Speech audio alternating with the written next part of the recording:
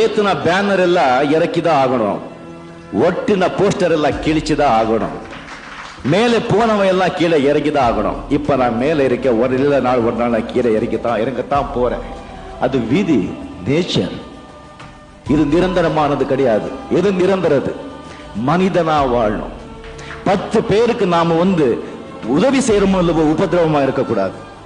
நம்ம குடும்பத்தை, நம்ம தகப்பனார்களை, நம்ம பொண்டாட்டிகை, சமுதாயத்தில் ஒருவர் நல்ல மனிதனா வாழ்ந்து போயிடணும். பிறக்கும் போதே அழுதுகிட்டே பிறப்போம், அண்டு போகும்போது பல பேரை அழ வச்சுட்டும் போவோம். இருக்கும்போது எல்லாருக்கும் சிரிக்க வச்சுட்டு சந்தோஷமா இருக்கலாம் சொல்லி.